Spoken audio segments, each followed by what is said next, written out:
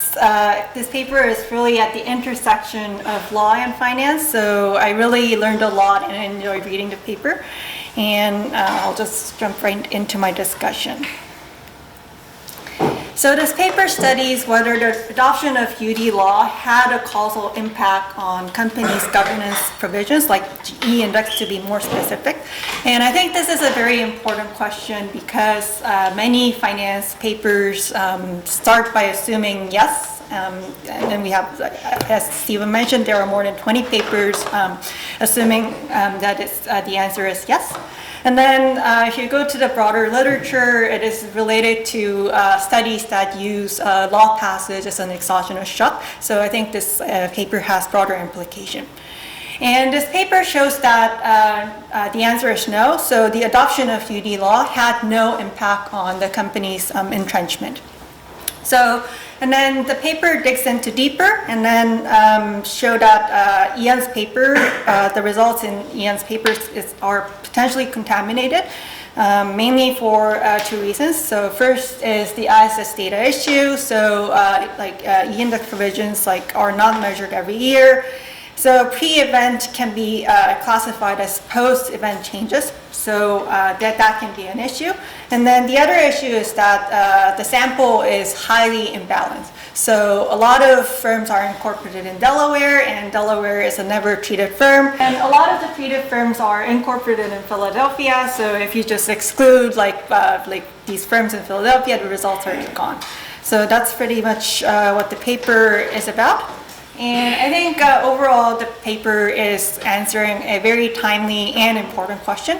And I really appreciate lawyers providing insights into this literature. So we finance scholars tend to look for exogenous shock, and whenever we have it, then we just use it. And then we don't care about a lot about the background. A lot of us do that. And then I think it's when law scholars provide perspective on what is actually going on, I think it's really helpful for finance scholars. And then I also cannot agree more with ISS data issues. So as a person that has worked with the E-index itself, I also had to deal with these issues. And then one of the projects I'm working on, we have to classify annual meetings and special meetings, and for a lot of the meetings, it's just blank. So I had to hand collect this information as well. So I just know that ISS data are really problematic. So, and then I really appreciate you making a point on this. So I would say I don't see any major issues, but I was just left with some questions while reading the paper. And I think there are some tests you can do to strengthen the argument of your paper. So I'll just make some suggestions during the remainder of my discussion. So my first comment is about the difference between this paper and Ian's paper. So first, the paper starts by replicating Ian's paper. So using their data, their setup, and then they were able to almost perfectly replicate the paper. And then they fixed this data issue, which is a good thing, and then they changed the empirical specification, and then boom, the results are gone. So the two things are going on at the same time. So the first thing is the data issue, and then the second thing is the empirical specification. And I'm wondering which one is really contributing to the non-effect. So if it is more about the data issue, then I think you can make more points about the data issue. And if this is really about the empirical specification, and if you use the same data and the results, fixed data and the same empirical specification as Ian's paper, and then if the results hold, then it's going to be more about the empirical specification. Then I think you shouldn't really need to convince readers why this empirical specification is better compared to Ian's paper, because Ian's specification is most more standard in the literature.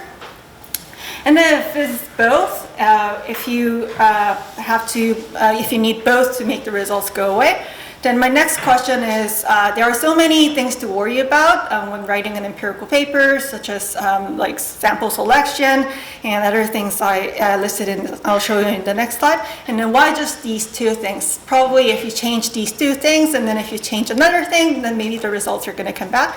So I just had a question on that. So my suggestion here is to just change one thing at a time and compare the results with the original paper, and then see what is contributing to this like non-results. So here I just listed some of the things we have to think about, and especially if you're working with the ISS data, there's a lot of like incorrect entries and misclassification, and you're fixing some of these issues, but not all of these issues.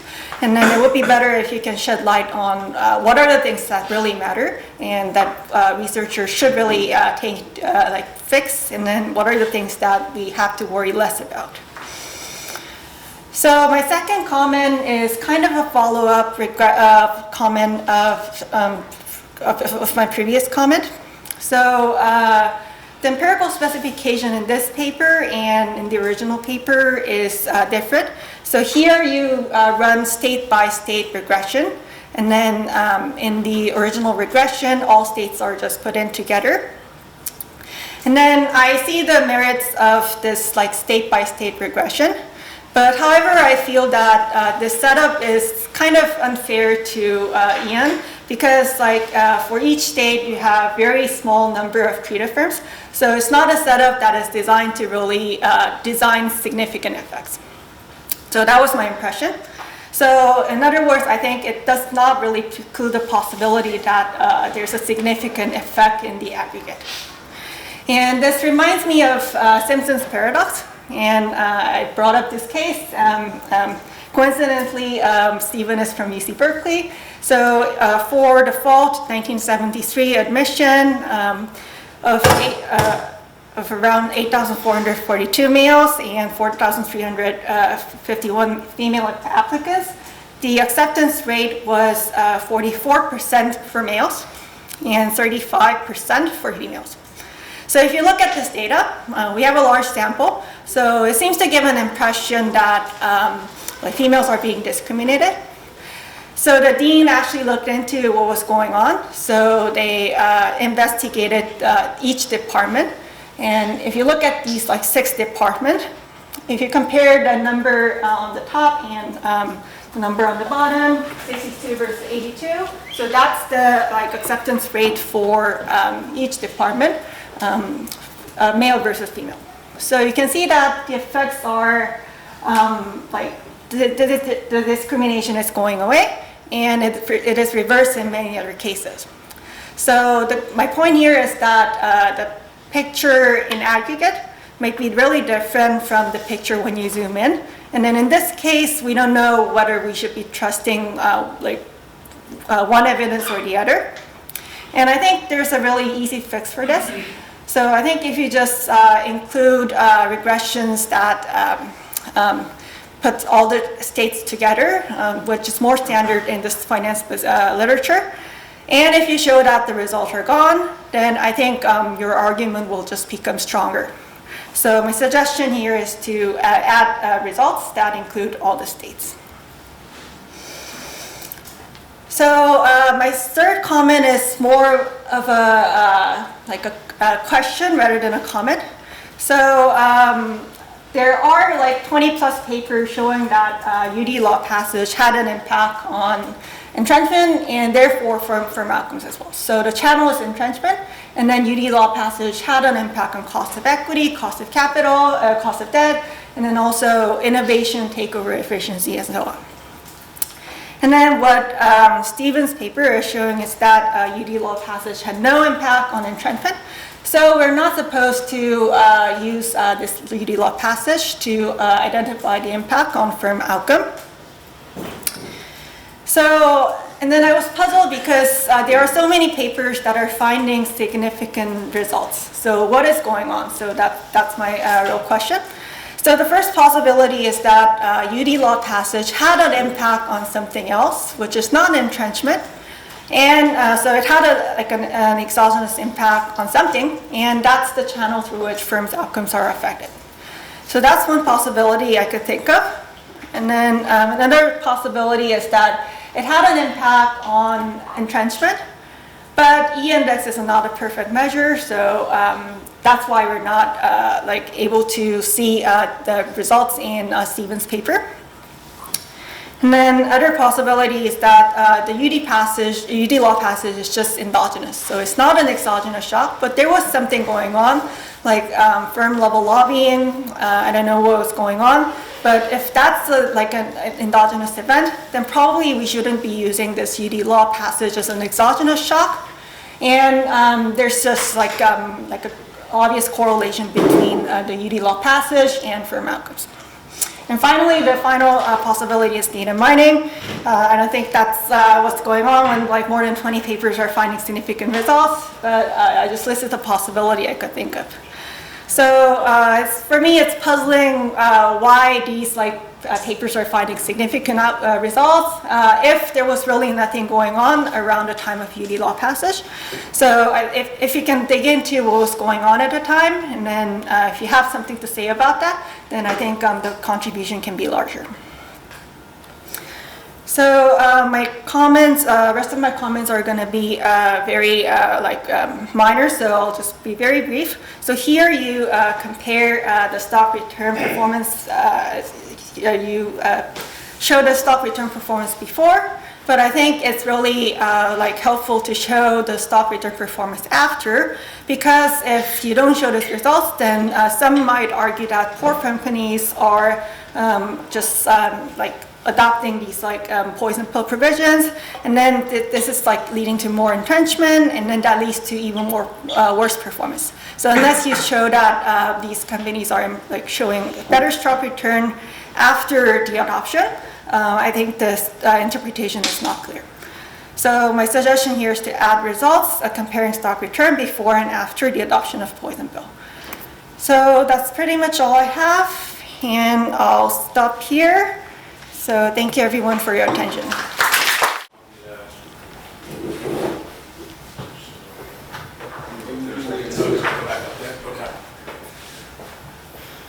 So I really like this paper, but it leaves me utterly mystified. Because to start with, I have no idea whether universal demand laws make it easier to sue or harder to sue. If anything, I think it makes it easier to sue. Because for the universal demand laws that are based on the principles of corporate governance, you have to make a demand, but there's very little bad effect on your chances of litigation if the board turns you down. Whereas in Delaware, when you make a demand, you're conceding that the board is qualified to rule on it, and you always lose when you make a demand. You sometimes win when you don't make a demand. So the beginning part of this whole literature I find just utterly mysterious. It seems when you can tell an argument that there's universal demand laws make no difference. You can tell an argument that they make it easier to sue. You can tell an argument, you make an argument they make it harder to sue. But the idea, I share this street, the idea that has anything to do with governance strikes me as, again, just mystifying. Yeah, so I think a couple things. So one, I really want to thank Irene for her very thoughtful presentation, and those are great comments, which we're still on an R&R, so we can still include them. And so I really appreciate that. And in terms of your point, Ed, I think that's right. I mean, I remember, when was Aliyah at BU? It was 4 years ago when Ian first gave this paper. And I really want to say that I really appreciate what he's done.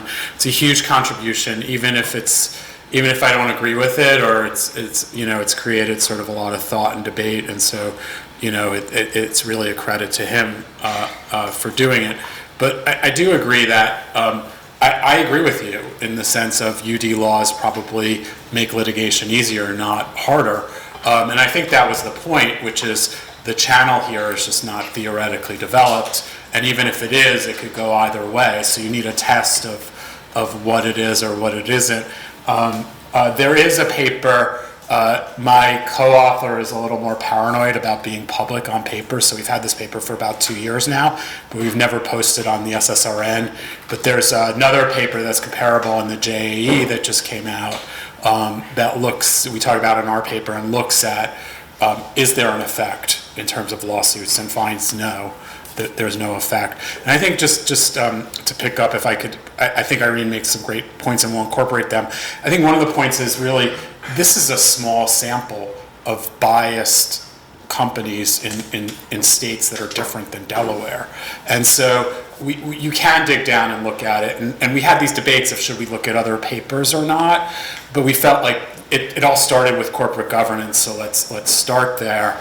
But you know, when you have companies in Pennsylvania and you're being driven by a sample of 20 companies or 100 companies out of thousands, like I think there's a problem to begin with, right? Like what are we looking at? And so when we think about what the effect is and what the change is, it's that. And I think the last thing is on the JAE paper, and to your point, I mean, how often are derivative suits actually even brought in these outside of Delaware? They're really not. It's hard to find them. The dockets aren't publicly available. We really don't know how the litigation changed. It's related back to the 1990s and otherwise.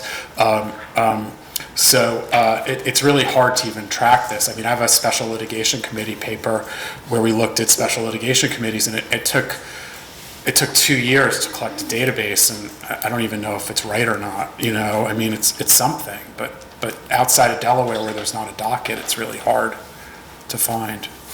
Yeah. Thank you. And the reason I invited this paper was not only because of Stephen being here in Israel and being a great scholar, it's also because I think it's time that's on my retirement, I give you this mission of beating down a little bit the endogeneity religion, because it might cause sometimes more damage than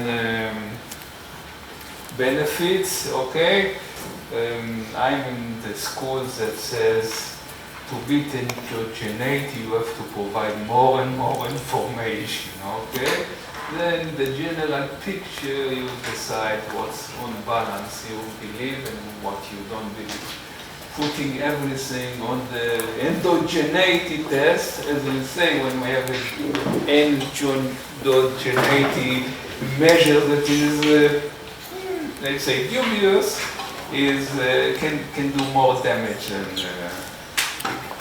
real information. Thank you. Okay, thank you.